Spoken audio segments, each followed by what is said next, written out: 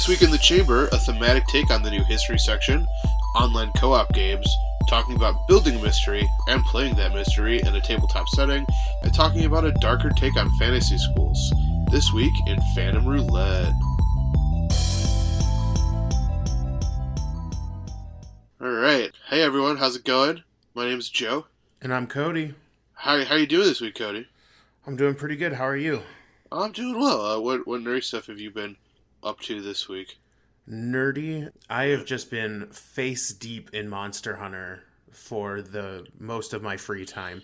And then we did a session of Monster of the Week over the weekend. That's true, we did. It was quite a lot of fun. We're going to be talking about it a little bit later in the day. Yeah, for sure. What have you been up to? So, a couple of things. I'm currently reading the, I think, 7th book in the Expanse series. It's a now long-running sci-fi series that is co-written by, like, George R. R. Martin's editor. And unlike George R. R. Martin, these books come out, like, once a year. It's written by George R. R. Martin and another guy. And it's actually based on a role-playing game, which I think is really cool. Nice. But yeah, that's sort of been my thing. I got it from the library, so there's a definite timeline on it. But yeah, this week's another, like, I guess, no real overall theme, but I think that worked out well last time, so who cares? I think that's our new system now. It's kind of hard to think of thematic things like that, so whatever, we'll talk about what's interesting to us. I don't know where I came up with the idea that podcasts, have to have an overall theme. So I realized as I was prepping for this week's history section, doing those, like, 3 questions, that there's, like, a strange overall theme to it. Okay. Which is kind of just this theme of nostalgia. Yeah, I guess you could say that. That makes sense. Yeah, so question 1 comes to us from listener and co-host Cody, who asked, me to look into why is time travel a kind of popular tool used in sci-fi and fantasy. So I decided to look into it a little bit deeper, a little bit of the history of time travel. So, time travel, a lot of people think of it starting with H.G. Wells's The Time Machine, which was written in 1895, which is a fair place to start, because it's the first one to actually have a time machine proper. Okay.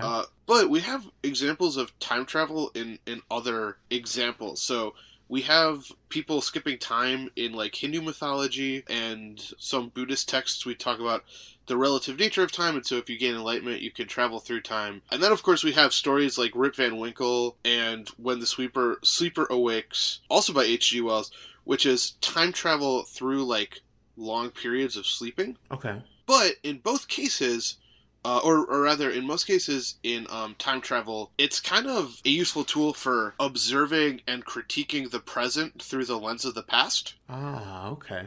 I see where you're going. Or a sort of idea that we're sort of observing the past to make us feel better about the present. So, one way or the other, in both cases, it's this idea of looking at the past as kind of a tool for one way or the other. So, in the example of, like, Rip Van Winkle, which was written, of course, by, Washington Irving, he's kind of using it to look at the past, and Rip Van Winkle falls asleep during the American Revolution, wakes up a little bit later, and is kind of, like, lamenting at how much better we were during the American Revolution. That's kind of a through line with some of Irving's stuff. He was, like, very much like an upper class gentleman who was kind of lamenting watching his country change, because he was kind of like a bad dude. Yeah, he was just kind of watching, like, an influx of, like, poor people and immigrants and things like that, and he was watching his country change, and wasn't it better when we were, fighting the British, I suppose. And then, actually, if you watch, if you read H.G. Wells's The Time Machine, he predicts some crazy stuff, almost suggesting that he might be a time traveler himself. Ooh. Because, like, so he writes this in 1895. Okay. And he goes a little bit forward into time, and he is always sitting in one stable place, which is his laboratory, and within the first, like, 10 years, the building's torn down around him, and he sees this store across the way where he sees a mannequin. And the first time he gets out, he bumps into his friend, and his friend is talking about how, we're about to go to war with Germany. And he's like, that's strange, why are we going to go to war with Germany? And then he goes a little bit further to the future, and he bumps into the same guy, who is now an old man, who is freaking out because there's another Great War going on, and they're dropping bombs, and you hear air raid sirens and things like that. So he was kind of predicting the London Blitz in 1895. Holy crap. Which is insane if you think about it. And I think, okay, so I think the major difference is he's talking about, like, blimps dropping bombs rather than airplanes dropping bombs. Okay. But still, that's kind of crazy, right? Yeah, that's insane. And so H.G. Wells is kind of sort of a futurist in that, like, he kind of, like, was predicting what the future would look like, and of course, like all good sci-fi authors, he's using sci-fi as an allegory for the world he lives in. So that's an example of, you know, kind of weird future, like predictive feature, right. And as a warning sign of, hey, these bad things might be happening, just because I think he was seeing an increasingly a world that was becoming increasingly more. He was kind of observing a world that was getting a little bit more national and desperate for, you know, discovering, you know, new things and taking over new places and things like that. So in this case, he's using sci-fi as a warning tool. But now let's jump a little bit into the future, and by a little bit I mean a lot of bit. Whoa. Into the future, to what I believe is one of your, like, most favorite films of all time. Oh yeah, are you taking a stab at that, or? Yeah, well, I think so, because we've talked about this. Back to the Future. Yeah. And so Back to the Future takes place in... Cody? Oh, you're asking me. Oh, okay, so it takes place in 1985. Right, yeah. That's the starting point. I didn't realize you were asking me. I thought you were stumbling on that. That's my bad. Oh, that's okay. And he goes back to 1955. Yes. 30 years into the past. And then the sequel, he goes to 2015, 30 years into the future. This is true. This is accurate. Yeah, and so there's this little thing in sort of film theory and, like, literary theory, which is called the 30-year cycle. Okay. Which is our nostalgia kind of functions in looking back about 30 years because things were, you know, in a couple of ways. Either things were so much better in the past, not to bring it down or, you know, overtly political, but that's kind of like the Make America Great Again people. Okay. And on another level, I've heard it argued by a lot of really smart people on the internet and things like that, that we can also look to it as sort of a tool of, well, we survived this bad, scary thing, you know, 30 years ago, we can survive it now. So, you know, and I think what comes with that too is a certain level of, like, rose-tinted glasses. Oh, for sure. So, you know, like, Marty McFly goes back to the 50s. Here, Mr. Sandman, you know... I mean, that scene alone is so great. Like, just it that... is! And it's great that they, like, repeat it. Like, I know a lot of people would probably give this flack for Back to the Future 2, but the fact that they redo that scene, but in 2015... is just so good. Oh, I think it's... I would argue it's brilliant filmmaking, but... Right. Man... But yeah, that whole first scene where he's just stumbling through the 50s like, I don't know what I'm doing. Yeah, and so in the 50s, you know, it's the height of the Red Scare and, like, you know, nuclear threats and things like that. But everyone kind of, like, is pretending that everything's normal. Don't worry, everything's fine. Nothing to worry about here. And I know that the movie doesn't really get into that because it's a comedy, although Doc Brown is scared. He's scared of, like, the Russians, I know that much. Yeah, they make a couple references to the Red Scare in a couple different parts, in at least the first movie. I know Doc Brown makes a couple references. The diner. They ask him if he jumped ship because he's, you know, they think he's part of the Navy or some shit. Yeah, because he's wearing a vest all the time, and why would a person wear a vest all the time? But, you know, I think that this idea of the 30-year cycle really plays into time travel stories because I think we're prone as a people to look at the past as kind of a better time than the current time that we live in. Yeah, I mean, you hear it all the time with people like, oh man, back in the day, these things were so much better. Yeah, and I think that the smart science or the smart time travel stories, and I would argue that Back to the Future does this very, very subtly, is just the reminder that no, the past wasn't better, it had its own set of problems, and it's just kind of this idea of, you know, the enduring, like, humanity will continue, like, we'll keep overcoming these hurdles. Right. And so I think that that's kind of why people are always drawn to Time Tales travel stories, is that it really is a nice way of kind of looking to the past as not necessarily a predictive tool, or even to the future as a predictive tool. I just think it's a way to tell a story about our own time period through the lens of the past. That's fair. That's I think that's a good answer for that. Yeah. So the next question, which I would argue, ironically enough, continues along, is why do Vikings wear horned helmets? Yeah, why do they? So, I think we all think of the Vikings as, they're wearing those fur-rimmed helmets with the big, I guess ram's horns coming off, or not ram, they're big horns coming off the top. Fun fact, Vikings didn't wear those. What? I don't believe Vikings, a lot of the helmets that they wear are very simple, dome-shaped helmets with, it kind of has this like single piece that goes down over the nose and ends in kind of a point. But we like to think of our Vikings as wearing horned helmets. Now, keep in mind, there are other cultures that did actually wear horned helmets. So we have examples of, horned helmets coming from places like Cyprus. We have it coming from the Thames River. We have other cultures that wore horned helmets, not the Vikings. Actually, fun fact, we have some examples of our good old friends, the Knights, wearing, like, fancy horned helmets, but only in tournaments. Okay.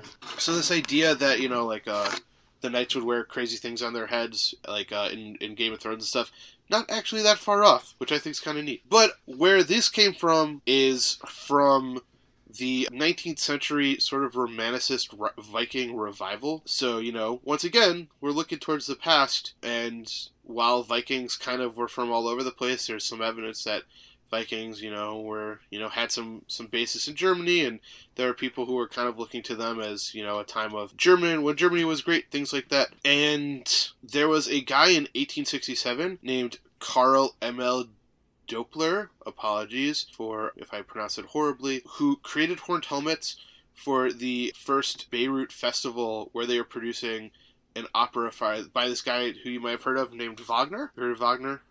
Huh, that sounds familiar, but right now it's escaping me. Yeah, he's most famous for Ride of the Valkyries. So yeah. So it's a popular piece of music that's kind of been used all over the place. This opera was set in Germany. It wasn't actually set in Scandinavia, but it had Vikings in it, and I think we had found, or his people had found examples of horned helmets, things like that, and I think they wanted, the Vikings to kind of feel otherly in a way. And so, he puts horned helmets on there, and because memory is kind of a fickle thing, people start remembering the Vikings with horned helmets. And then this kind of just carries over time. So Thor, even though his helmet technically has wings on it, one might argue that that's a horned helmet. The Minnesota Vikings logo, so football, has horned helmets. And then popular comic strip Hagar the Horrible also has Vikings on it. Actually, where I went to grad school, Cleveland State, their Viking had there he was with the horns on his head, things like that. So I think it's like a way to kind of, it's a very distinct thing that isn't actually a real thing. And it was because of some guy in the 1870s who was once again, using nostalgia of a bygone time and a bygone people to make his, play feel a lot more authentic by throwing horned helmets on a group of people who never wore horned helmets. Huh. So yeah. So this whole time, everything I knew about Viking horned helmets was a lie. Yeah, pretty much. Isn't that a shame? Oh. Don't you wish that they had horned helmets? No, their helmets tended to be pretty simple. Cool in their own regard, but pretty simple. Okay. Well, at least they were still cool. Yeah, and there's actually a lot of fun stuff to talk about with Vikings, which will be other questions for other times. For sure. And then one last quick thing, if I haven't gone too far over my time. No, you're good. You keep going. Is a little bit about folklore. Yeah. So, folklore is a fun little American term so in America we call them tall tales. In most of the world they refer to it as folklore, and if you want to get really technical, one might argue that it's another name for mythology. Yeah. But tall tales are very interesting in the American context for a couple of reasons, which is we kind of have this weird hybrid of, we have some tall tales about real people that we've just kind of expanded and mythologized over time. Okay. And, we also have pretty good examples of just kind of looking at, like, where they originated. So, like, sometimes we just know that they're fake. As opposed to, there are people who argue that, like, there's evidence that some Greek heroes might have actually existed. There's some evidence to suggest that there might have been a person who resembled King Arthur. Or Robin Hood or things like that. And then in America, we can definitely for sure, like, points to this is a person who existed, but we've made his story far more elaborate, things like that. But in the case I'm going to talk about a little bit is Paul Bunyan. Yeah, Paul Bunyan, who's this giant lumberjack. And so the story of Paul Bunyan is kind of interesting because the character originated in sort of storytelling of North American loggers and lumberjacks, and then was later written down by a guy named William B. Lawhead, who... What a name. Can we just stop to really appreciate Lawhead? Yeah, that's a good name, right? You can't make a generator for that. I'm just saying. You really can't. That was his real name. And it's kind of interesting because he takes this story that was being passed around by North American loggers, and he turns it into he turns Paul Bunyan into a kind of like advertising symbol for the Red River Lumber Company. Interesting. And then from there, the story kind of spreads. So, there's people who hypothesize about like where Paul Bunyan comes from, like the name of it, and some people argue that it might be like a French-Canadian name. Okay. But one of the things we know for sure is that these stories were kind of just told around lumber camp bunkhouses and presented in short fragments. So you're sitting around in the middle of the night, you don't have TV, video games, things like that. Chances are, like, you're not illiterate, but you might not be the most avid reader in the entire world. People start telling stories. And so there's a very real chance that, there might have been a guy that they kind of based Paul Bunyan on. But, it could have just been like, oh yeah, I knew this guy who, like, chopped down 10 trees in, like, a day. I don't know if that's a big or small number, because I've never been a lumberjack before. You mean to tell me that you're not a logger? No, I'm not. That's Damn sad. It. I'd like to be. I think it'd be a cool gig. But yeah, and so over time you start telling stories that get a little bit more elaborate and intense. So suddenly, this guy was able to cut down trees during big snowstorms. And the next thing you know, this guy was, it could have just been as simple as he was a guy who was really tall. He could have been like, 6 foot, which in the, 1800s, 1900s was an especially tall person. I think we take for granted today just like high 5 foot is like our average height. Back then that was pretty tall. And the next thing you know, he could have been gigantic. But I think one of the most interesting things that I discovered in my little look of Paul Bunyan is the fact that we have 6 major sources where we have early Paul Bunyan stories. And I think one of the most fascinating things about it is that there is only one story that is consistent with all of the stories, which is when he went stove skating. Huh. That's when he put stoves on his feet. I'm like 99% sure. And he started skating. But the blue ox not consistent with with all of the stories. Damn it! I was gonna ask you about the blue ox. Yeah, the blue ox only shows up in 3 of the stories. What? That's like my favorite part. Yep. In one story, he had a pink ox named Old Brinny. Old Brinny. Okay, yep. I like that too. That can stay. Yeah, I don't know. It's pretty cute, right? Not all of this. Actually, only one of the stories he created geography. So, like, he created the story. But the story I think is just kind of interesting because, and this is a segment I think I want to keep bringing in, is just trying to find different examples of folklore and trying to figure out what the etymology of them is, or like where the beginnings of them were. I just think it's really interesting that this one in particular was used primarily as an advertising tool, and that's what made him really popular. I don't know why. There's just something about that that's really interesting to me. Yeah, because usually they're like cautionary tales or tales about something. Like a lot of mythology has like some kind of tale behind it. Yeah. But that one was just like, please join this lumber company. Buy some lumber from us. Like I don't want to say it's the first time I've heard of that, but it's definitely like shocking to not have like beware of Paul Bunyan. Yeah, and I think like it's interesting too, just because it's like who knows, there might have been a real guy. It could be an example of that kind of folklore. Sure. But I just think it's interesting that it kind of starts in the oral traditions of these loggers, and then was co-opted by kind of the leader of a logging company who turns it into a tool, and then suddenly it becomes like children's fare, so it becomes like children's stories. It's just really interesting to watch how this particular version of, or this particular story spreads. Yeah, so, for sure. This guy was smart to make him this big story. Yeah, for sure. I would agree with that.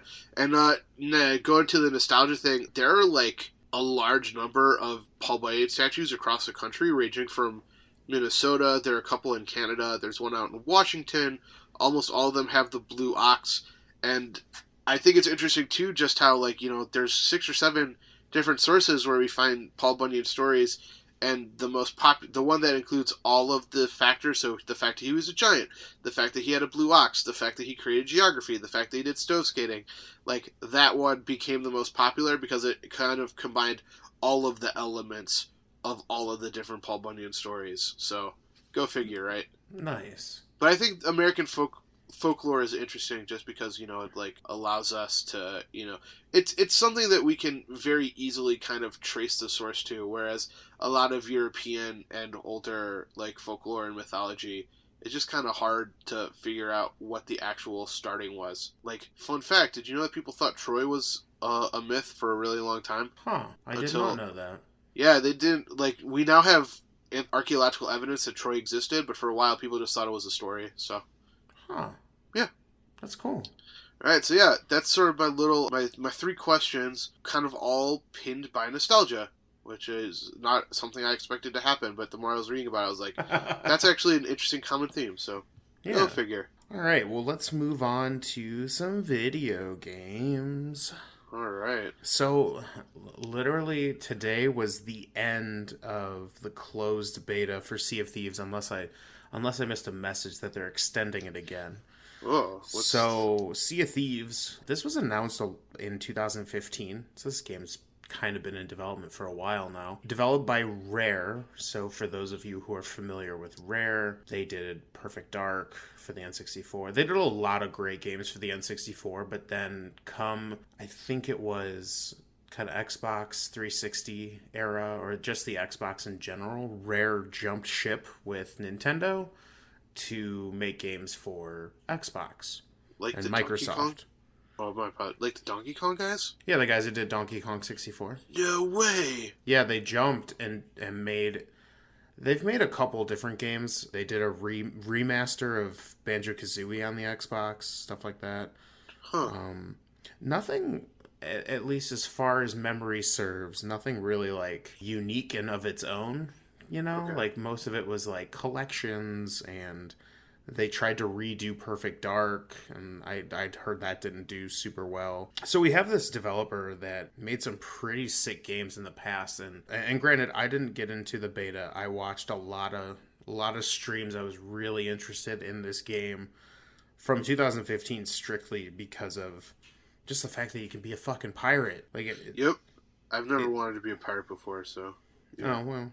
I mean, like, in a video game sense. Like, I don't actually want to be a pirate, but, like, if you can turn being into a pirate a fun video game experience, count me in. So this comes out in March 20th of 2018, as far as, unless they push it back, but tentatively March 20th. This is coming out for PC, but it's coming out in the Microsoft Store.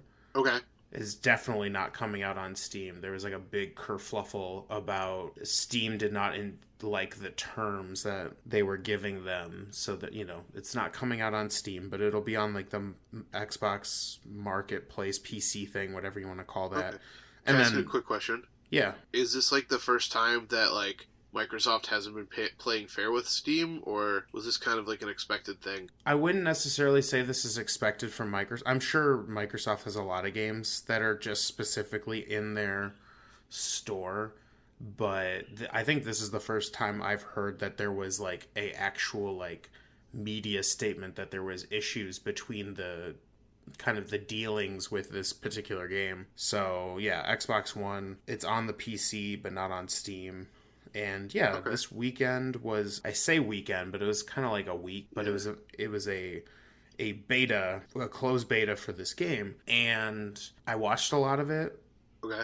Game's gorgeous. Like the water physics or whatever they've got, like whatever they did to make that water, oh, so smooth, so crisp, and like, you know, because you're going to be staring at water for the majority of the game. Yep. Like there's a lot of sea sailing stuff. That game looks gorgeous. They did a really good job. I enjoy their art direction. I would say it's kind of on the lines of, it's not hyper realistic. It's got a kind of almost Pixar cartoon edge to it.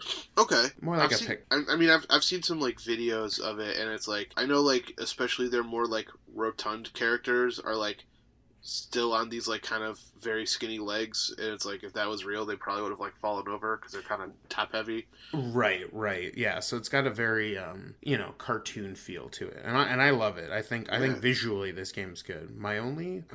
And from what I saw, the majority of the game is you and up to 4 people, so you can either play by yourself or with another person or with a group of 4. Okay. And you basically go out, like, you basically NPCs that give you pirate maps. And you look at the pirate map and you read, and a lot of times they're clues or like riddles to get to certain places. So you have these clues and riddles, and so it'll be like, look for this island, and there'll be a picture of the island. And so there's like, in the captain's quarters is like a big map, and you can like scour the entire area looking for this particular island shape. And then you go, aha, there it is. And then you go out and drive the boat or sail the boat because, you know, they're sailboats. Sure. And I think mechanically the way they made this game, which is pretty clever, is they made it so that the pirate ship is just on the edge of being a little unwieldy with 4 people. Okay. So like the person who drives the boat, if the sails are up, they can't fucking see. So the first thing that happens is there needs to be a driver and then a lookout to be like, hey, you're about to crash into that island, verge left. Okay. Then you have the anchor and the sails, so you drop the anchor and you raise the anchor when you go and stop. And on top of that, you have to worry about wind mechanics. Mm. So like you can turn the sails to kind of pick up additional wind. And if you get if you catch good wind, you go faster. Nice. So like one person, like you could have one person driving, one person on the lookout, and then another person on the sails just making sure that the sails are catching the right wind, given, you know, the wind's not going against them. On top of that, there's like in the captain's quarters, there's a map that shows you the boat and where it is on the grand scale. And so there's a person that's looking at this map, making sure that the boat's going in the right direction for their destination. You've got someone who's got to work the anchor and the sails. You've got a person that has to be on lookout because the captain or driver, or whatever you want to call them, can't see. And then on top of that, you've got cannons on either side of the ship. So like there's just enough where 4 people, it's kind of chaotic. And I think that's where the fun is like being a cohesive 4-man team driving these boats, and like, oh, you see another ship, and so like, you know, because you're pirates, there's a lot of like there's a PvP aspect where you'll run into other pirates, and they'll be like, oh, well, you have treasure chests on your ship, I'm gonna blow you up and take them. Uh-huh. So then you've got to deal with, okay, well, now somebody needs to get on the cannons, and what happens if they, you know, crash into our boat and jump on the ship? And so boats take damage. So you run into this. Yeah, and when boats take damage, they start, you know, filling up with water. So someone needs to go in and patch the holes with planks and take buckets to basically dump the water out of the boat. So like there's just enough where it's chaotic when things start to go south. But I think that's where the fun is like trying to make sure that you're doing all the things while you're going out searching for treasure or fighting other ships. And my only concern is that there's not quite a whole lot of progression in that. So like you collect treasure chests, which give you gold.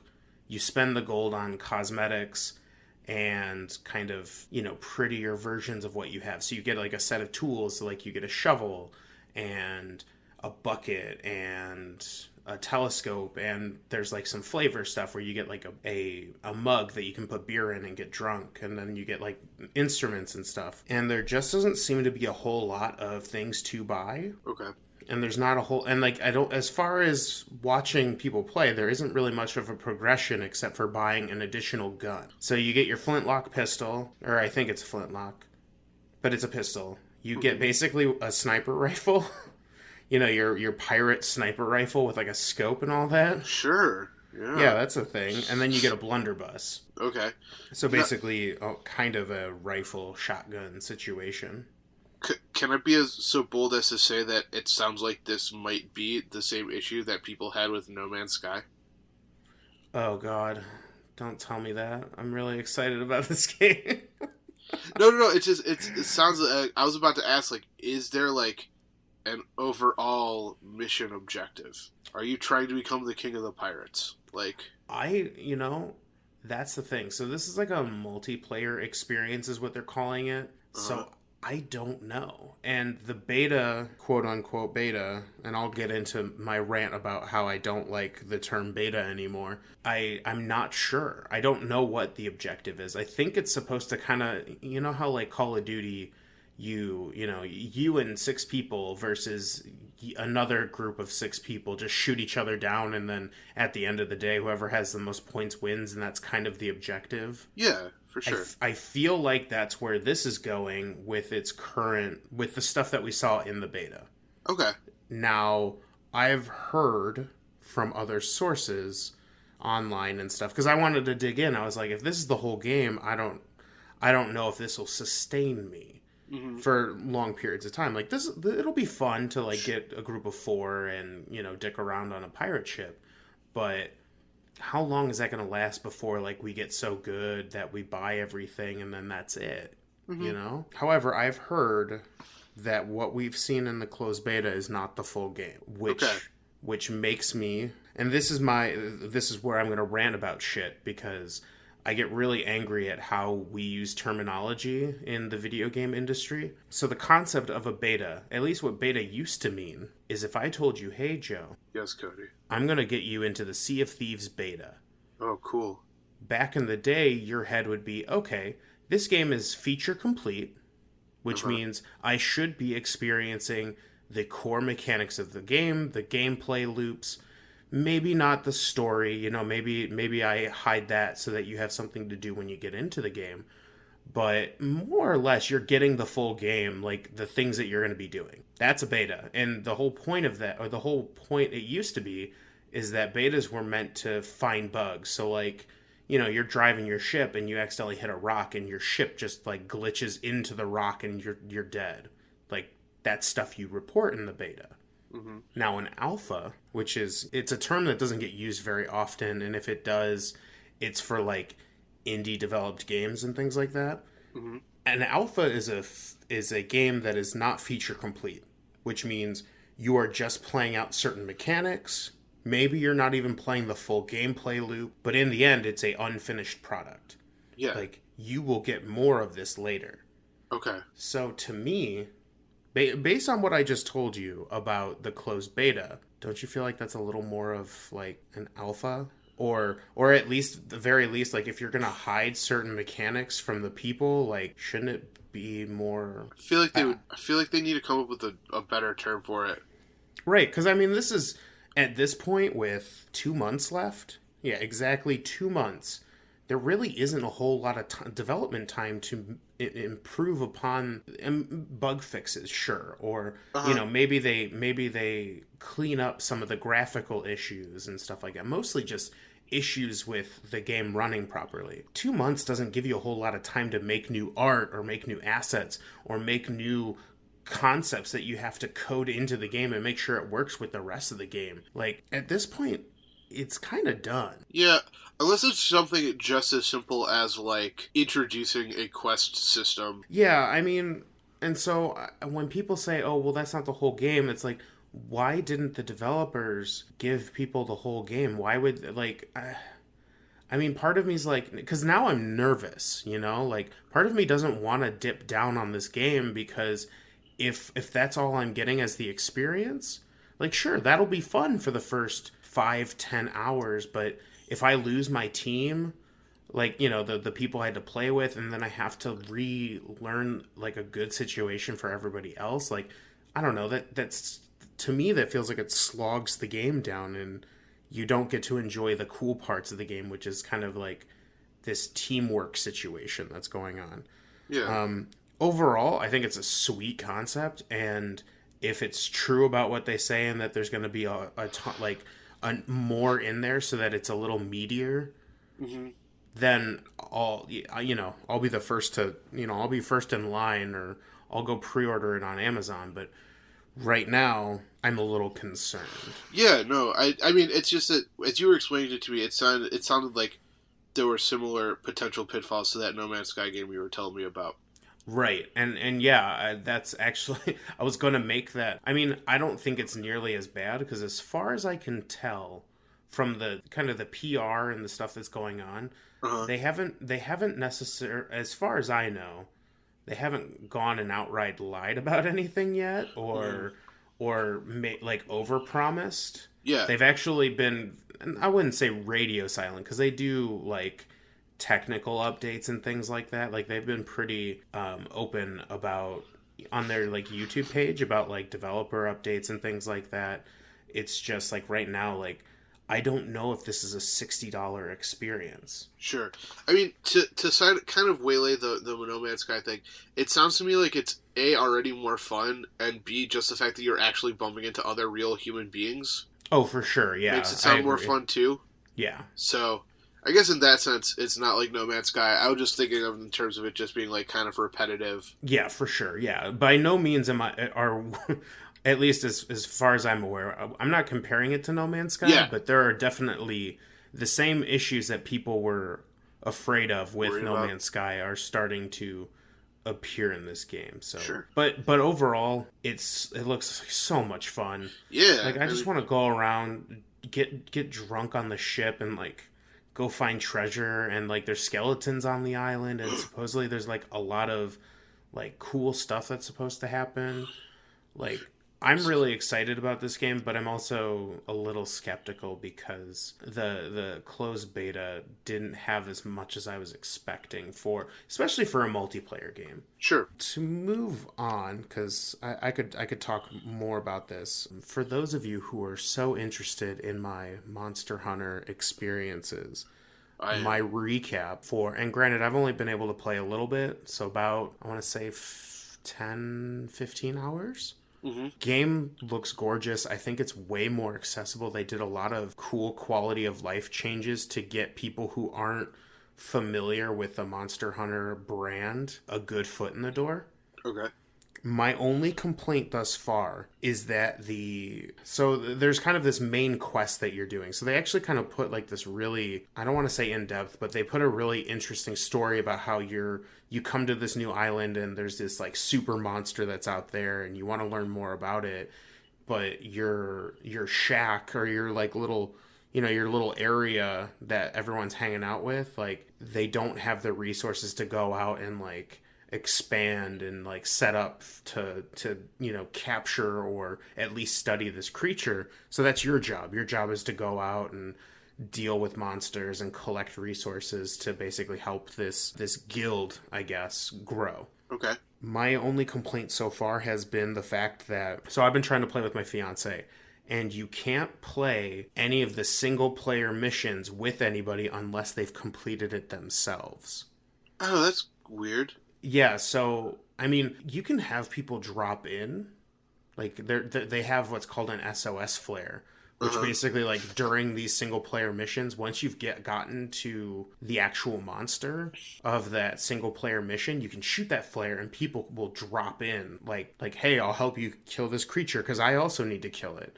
And you're like, cool. And so I was able to drop in on her games after I had completed a mission, but one of us always had to be a step ahead, which was a little frustrating because we wanted to play it together, and the game kind of forces you for most of the time to play at least these single player campaign missions by yourself. Interesting. Yeah, which seems like a step back, but from what I understand, the campaign, quote unquote, is like only the mere beginning of the game, and when you complete that, there's just like a million more things to do. And then once you get past that campaign, you're no longer stuck to that if both of you haven't played that certain spot that you can't play. So that's what I'm gathering, but yeah, so far I love the game. The games are really good, and I think it's kind of the first time that anyone who is unfamiliar with the Monster Hunter brand but loves the idea of hunting larger than life monsters with a group of friends, like, now is the time to jump in. The game is, it goes through step by step. They give you tutorials. They're really good about explaining how everything works, whereas in other games they just kind of they just assume you knew because you've been playing the games. So overall, I'm loving it. I'm just not super thrilled about doing this campaign by myself. Yeah, that's totally fun. But, I guess that's what the SOS Flare's for. So, with that said, we have to do our late middle section. Middle section time.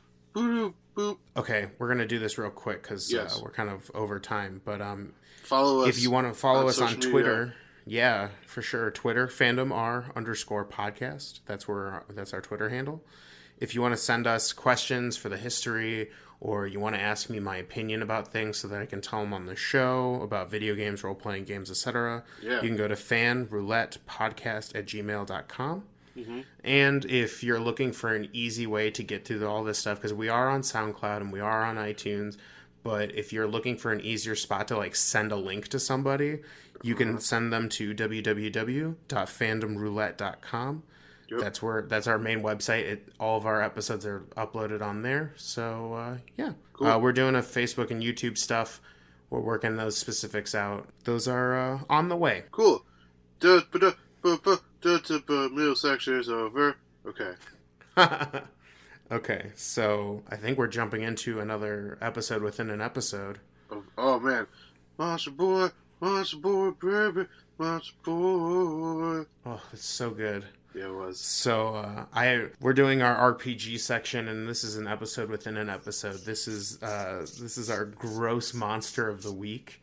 I create characters from Xanathar's Guide to Everything. You can use them for your D&D campaigns, whether you're a DM looking for, inspiration on silly NPCs, or if you're a character who wants to make the silliest player to impress all your friends that you created it on your own. Which you didn't. Gross. Okay, they're not all gross, but they're definitely silly. Yeah. Silly NPC of the week. Okay, cool. We'll have to workshop that a little bit. So this week, our female character. Oh, all lady, Melody Killer Shadow. Nice. She is a tiefling barbarian, and for those of you unfamiliar, tieflings are half devil, half human. Okay, so good start. So kind of your edgier class, if you will. Melody knew her parents and was born on board a ship. Ooh, okay. Melody has one twin brother named Dagger. We've introduced new characters in this character. So his name is Dagger Killer Shadow. Nice. Yes. They were raised by a single father because their mother passed away. Okay, that's sad. It is sad. They lived a poor lifestyle on the streets of a busy port. Okay. Others saw Melody as being different or strange, and so she had few companions besides her father and brother. She became a criminal when her father taught her the family trade. Wait, isn't the father dead? No, the mother is. Oh, okay. Melody became a barbarian because she lost control in a skirmish one day. She said, "It was as if something else was manipulating my body, forcing me to kill every foe I could reach." Ugh. That's how she's a barbarian. Melody is 35 years old today. Good for her. And she had 4 life-defining moments before today. Okay. First, she made enemies with a group of adventurers for something she did to them. She would then gain a bit of good fortune as her brother Dagger gave her a handmade battle axe for her journeys. Melody would meet a friendly adventurer named Gunnar Firelance. Nice. I've introduced a second character. He'll get a spotlight someday.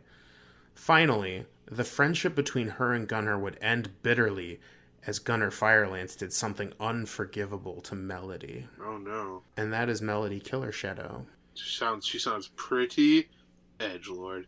Although Totally. I guess if you're playing a tiefling, it's like almost always edgelord. Kinda, yeah. I mean, you could name them like Frank, and they would still be really edgy because they're a tiefling. Unless it's like a demon crab, but that is a reference that about 6 people will understand. Probably. Yeah. So for the RPG section, we'll keep it a little brief. Though. Yeah. We'll see how it goes. We might end up making the last section a little, but we can make the last section brief. Yeah. So we ran a session of Monster of the Week, and I've talked about it on the podcast a couple of times. Yeah. Basically, it's like a monster murder mystery. Mm-hmm. To shorthand it, and it's got really easy mechanics to use, and we had fun. And I kind of wanted to talk about kind of the running a mystery and playing in a mystery, and just kind of like how that process worked out for me and how it played out for you. Yeah, for sure. And so I kind of have, basically for me, it ended up being kind of 3 footnotes, like 3 things I needed to remember. Okay. Or 3 things that I needed to do before, getting you guys started. Sure. And the first one is, and it seems kind of weird, but know what the fuck happened. So I know sometimes, or often I have said that it's easy to just kind of wing certain encounters based on perception of the party and perception of what's going on. But for an actual mystery, at least in my head, and correct me if I'm wrong, but the players want to like, when you get into a mystery, you want to figure out a puzzle, and you want to like show the people or the dungeon master that you're smart and you're capable of solving this puzzle. Yeah, I would agree with that. So I think you would do it a disservice if you made a murder mystery and didn't know how it ended. So like you kind of like, oh, everything the players are doing is exactly right. Like I feel like there should be at least a chance for failure in a mystery, because otherwise you're just kind of. It almost feels like, carrot on the stick. Like, oh, here you go. Here you go. So that's kind of the first thing. Detail the crime in this case. And I'm going to spoil a little bit of it, but I'm going to leave some of it a mystery. There was a monster in this small town that was murdering people. Yep. And so the party needed to figure out where it was, what it is, and how to defeat it. Yes. Now, granted, I added a couple other things to that which we didn't get to, but that's fine because you guys did exactly what I wanted you to do, which was have a battle with this creature and then win and bullshit a lot. Yeah, and well, I mean, yes and no. Anyways, so the next part that I did so that I could be ready for pretty much whatever you were gonna do was basically create this big list of clues. Okay. So in my head, I knew what the monster was. I knew where at least a handful of ways to get information based on what you guys were doing. Mm-hmm. So like and this is, I guess this is kind of spoilers since there's a chance that we might go back into the session, but there was a place in town where you could learn about the creature. There was a book in town somewhere that you could have found that was very specifically, here is the creature, and it was in a spot where you'd be like, that's weird, and kind of further the mystery. I also had I had one NPC who knew what this creature was, who was willing to help you. Was it the bartender? No. Was it? Definitely not. You actually never met this person. Oh, okay, fair enough. And then I also had a kind of NPC villain that was working to try to, like, kind of obvious, but kind of work against the party. Was it the bartender? No. No, but the bartender did have useful information to progress. Oh. However, you guys did fine with what you did. Can I ask you a question? Did you take into account that you had the flake in the party? I did, yes. I had a feeling, because we had a big party. There was about 6 of us, so It was actually pretty easy to come up with a bunch of ways for you guys to find the information you needed. Sure. So, yeah, I knew that the flake had contacts that they could reach out to find the creature itself. And that's the idea, or at least leave some of the clues open enough so that when your players have special abilities that they want to use, that they're going to use them and feel good about what they did. Yeah, sure.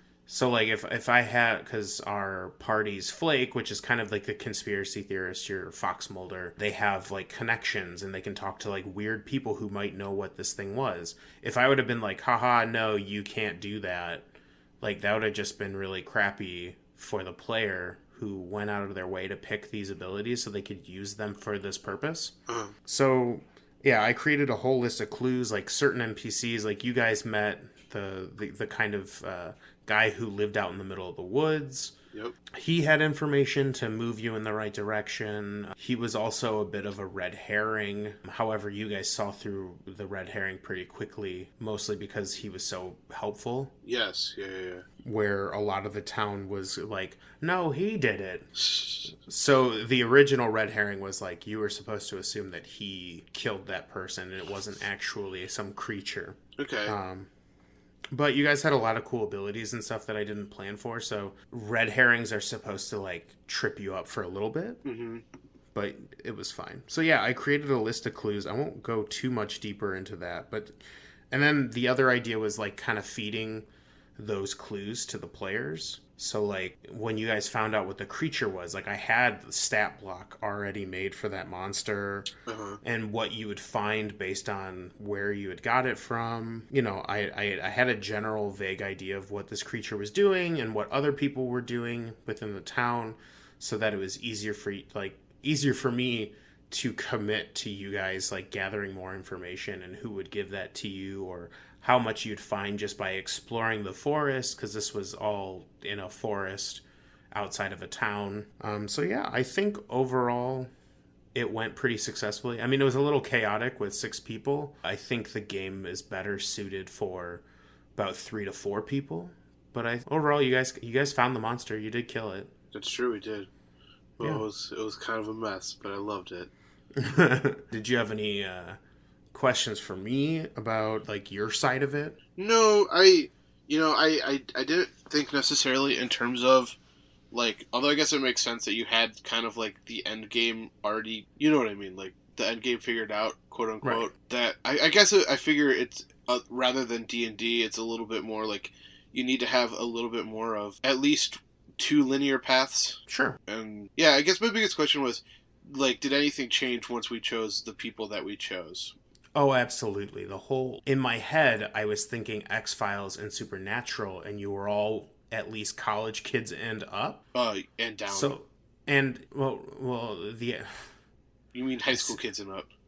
High school kids and up, yeah.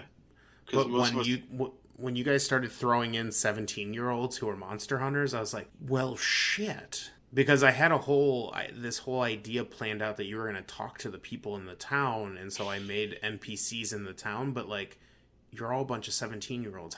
What could you possibly say to a policeman who's the town sheriff to get him to be like, okay, I guess I'll work with you. You know what I mean? Like, there was definitely a situation where on the fly, I just kind of removed certain NPCs and only had the ones that made sense to the situation. Okay, because I think the rest of us were approaching it more from a Buffy perspective. Oh, for sure. Than a Supernatural, which is interesting to hear you say that, especially because I feel like the game really makes itself feel like, at least by reading the papers, it makes itself feel more like Buffy than anything else. And maybe that, like, game company will disagree with that, but, like, it feels rather Buffy-esque as you're reading through. Yeah, and I think at least my issue is I know I'm going to get a lot of gasps and how could yous, but I haven't actually watched Buffy.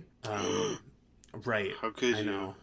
I haven't watched that much of it. I think I watched 2 of the full seasons, and then I kind of started getting distracted by other media, so. Yeah, and once I do actually have time, I would like to, like, sit down, like, actually watch it, just because there's so many references to Buffy in this game that it just kind of makes sense to see where everyone else was coming from. And it gives me an opportunity to see a murder mystery in the eyes of, you know, high schoolers and things like that.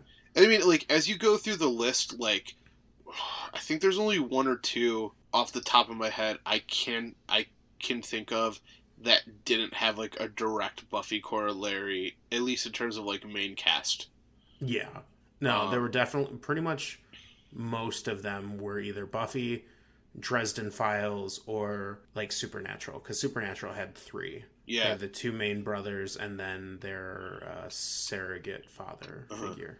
So it's like, you have the Chosen, which is like Buffy. You have the Spellslinger, which is like Willow. Xander is the mundane. You have Giles, who's the expert. You have Oz, who's the monstrous. Or Angel, who's the monstrous. You have some initiate characters. You have some spooky characters. You have at least one divine character. Yeah. So it's like, it seems like from that perspective, like, it felt the most like that to me. I don't know if there was a character who fell into the wounded category or the wronged. I don't know which one it is. I think it's the wronged was Dean Winchester from Supernatural, which is the older brother who kind of he lost both of his parents, and Yeah, I haven't actually watched that much Supernatural, so it's cool. I'm mostly caught up with Supernatural, though.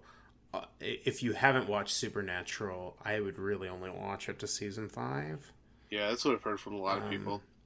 Because I think that first, like, super arc is fantastic, and it does a really good job at playing a Monster of the Week show, but with, like, kind of an overarching story. But then things just get so bad so fast. Like, and I think they ran into power creep at the end of season 4, because they were dealing with, and I won't spoil a whole lot, but they were starting to get into the demigod realm. Oh, boy. And that's always fun. And then after they dealt with that situation, everything from there on had to be this kind of world-ending, cataclysmic event, which sucked because seasons 1 through 4 were leading up to a cataclysmic ending, and then season 5, I believe, was that season of just like everything went to shit. So, okay. Can I talk about my character real quick? Oh, absolutely, please do. Because I loved him.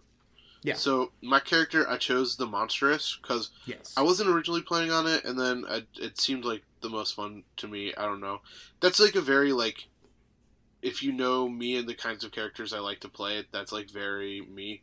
Oh, for sure. But, I was the Monstrous, and the Monstrous is, like, you are a half human, half monster, and you get to choose all the parameters of what you are, too, which is kind of cool. They give, like, recommendations, so I decided I was going to be a were creature. Nice. And I was a were bear, and my name was Hugh Manson, which I'm still proud of that name. That's a pretty good name. I know Sam, like, stole the win from Beneath My Wings, but... with her character's name, but Hugh Manson was like a college kid who got turned into a werebear his senior year of high school, and he was like not okay with it. So like every month he would like willingly go and like chain himself up. But it was lots of fun little things that I did with my character that like I just was doing for fun. Like he was obsessed with honey. Of course he was. So he ordered like a honey barbecue chicken sandwich. And he ordered hot tea just to get the honey bottle put at the table. Oh god. He like shaves and cuts his hair like once a day, basically for it to like fill in within like, you know, a couple of hours. Because, you know, he's a werebear. Yeah, he's like Tim Allen. In the Santa Claus, yeah. And my favorite part, and this one is truth to character, is his reasoning was he went to a Catholic school with like a pretty severe hair dress code, so it was him rebelling, and I told that to Joel, and he was like, oh man, the truth. And I was like, every one of my characters has at least one nugget of my truth in it. Every one of them. Everyone. I have to figure out what Umgrams is. I'm secretly a thief priest, so no, I that's it. I don't know what the nugget of Umgram is. I know he's in there somewhere, but and yeah, I mean, I think the biggest hurdle for all of us, and I think we got progressively more comfortable with it as we played, was just the fact that it was more like we could do stuff and you could say, yeah, you did it, and like it's just such a weird thing for us. Right. So it's like, that was to explain to the folks at home, like if we said we were doing something that wasn't like super duper complicated or out of the ordinary, then Cody would just say you did it, and if it was something that he deemed more difficult, he would ask us to roll for it. Yeah, so the idea behind this system is to get people to talk more in terms of like a story. Yeah. So instead of being like, I want to use my attack action to cast this spell, you just say, I want to cast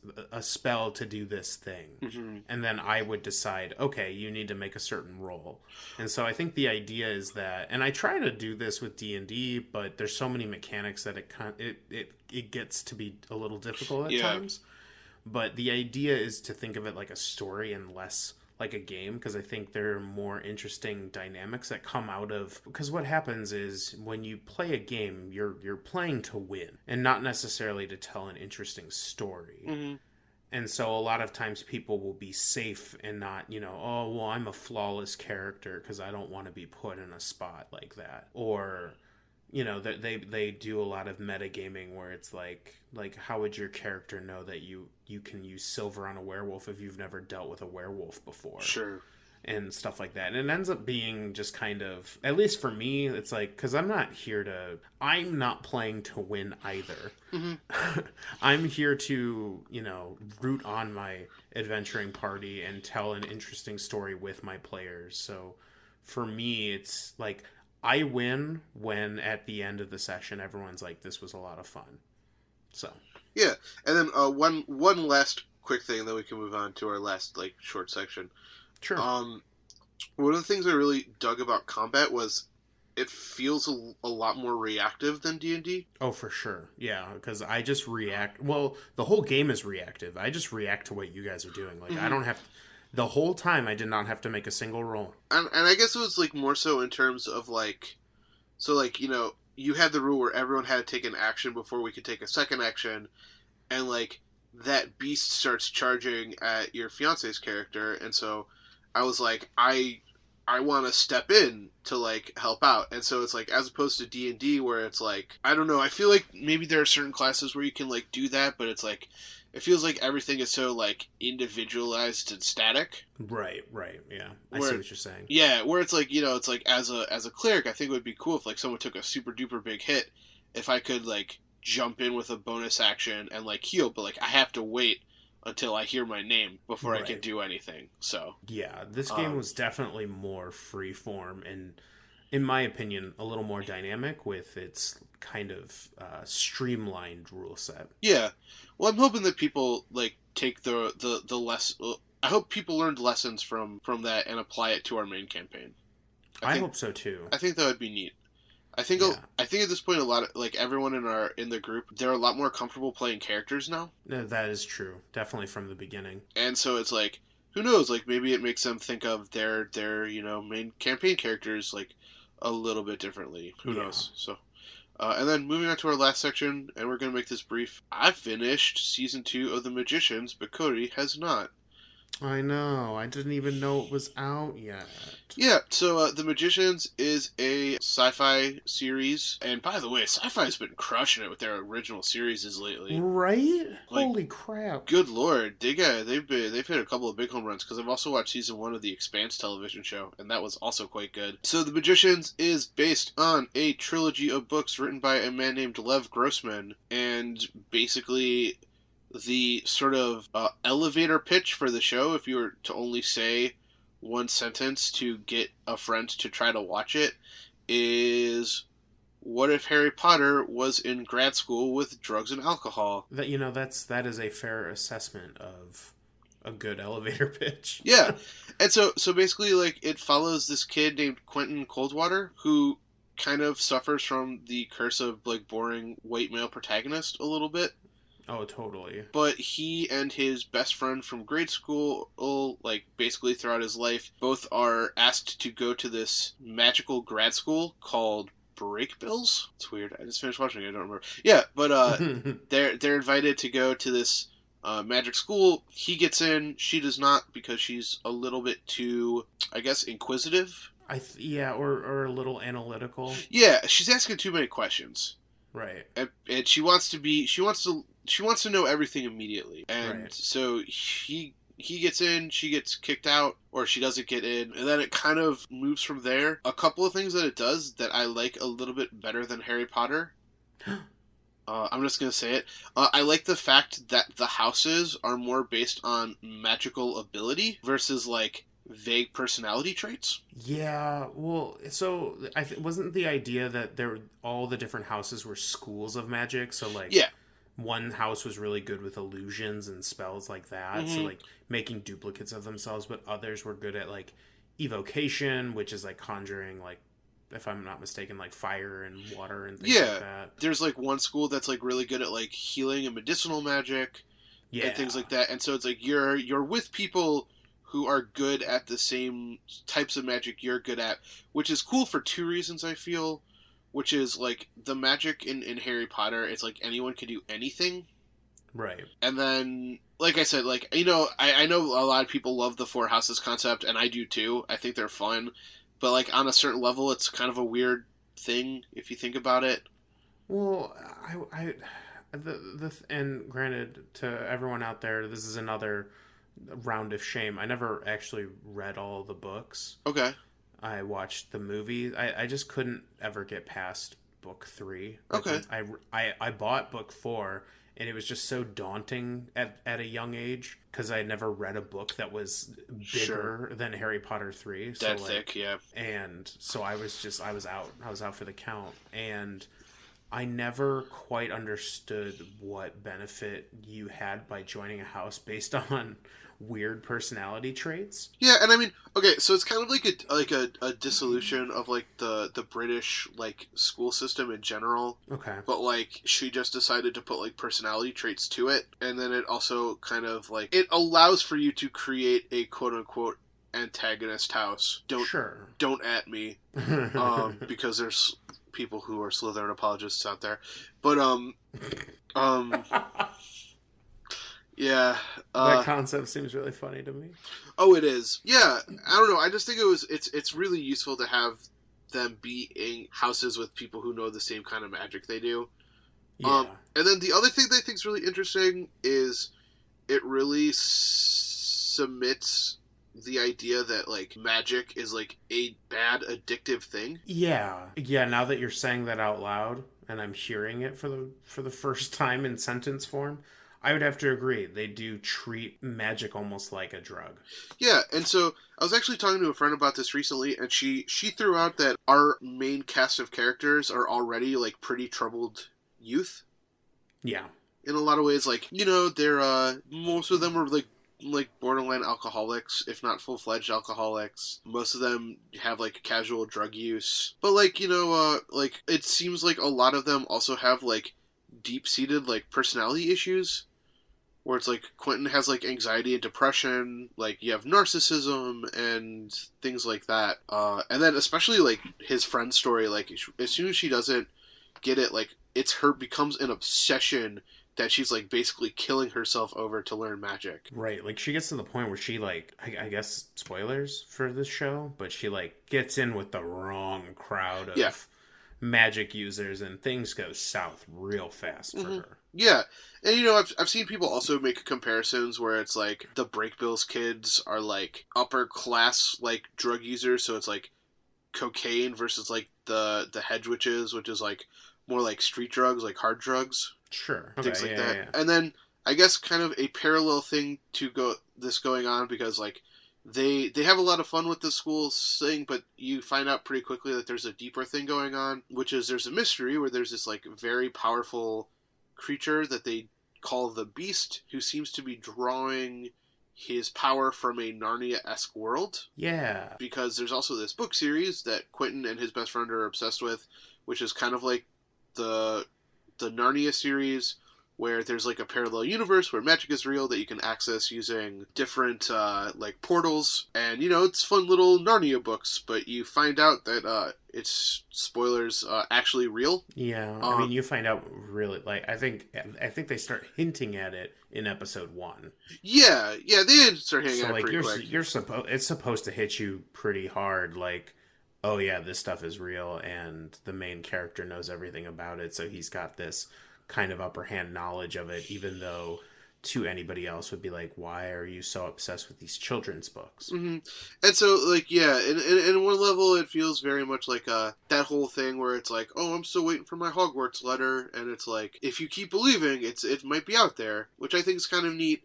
But another thing, and this is something that they play with and explore a lot more in Season 2, so I'm not going to get too deep into it so I don't spoil it. It really gets into the ramifications of what is a fantasy world like. Okay. That's interesting. I'm actually really excited to watch the second season now that I know it exists. Yeah. So yeah, it's a lot of like, what is a fantasy world like, and what would it actually mean to like live in a Narnia-esque world, especially in a world where everything's a little bit darker than you had originally anticipated. So yeah.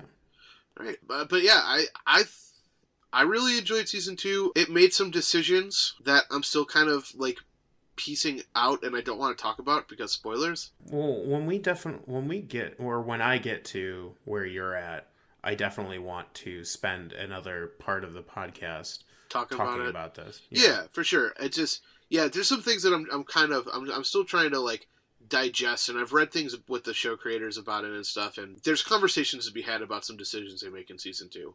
For sure. Okay. But yeah, so I would recommend you give it a watch. It's, at the very least, all the characters are incredibly, like, all the actors are incredibly charismatic. Yeah, most of them. Oh. I would agree. Oh.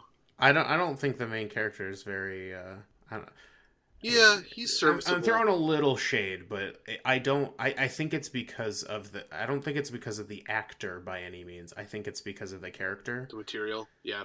That's fair. There's definitely like when they kind of get into his deeper stuff, like dealing with his anxiety and depression, like it's like, oh, like this guy, like, okay, I get it. But then there are times where it's very hard to like watch him do the things that he does because it just feels so monotone, which, I mean, maybe that's an effect there that's going on, but I don't know. I feel like he's very dry comparative to the other characters. That's fair. But yeah.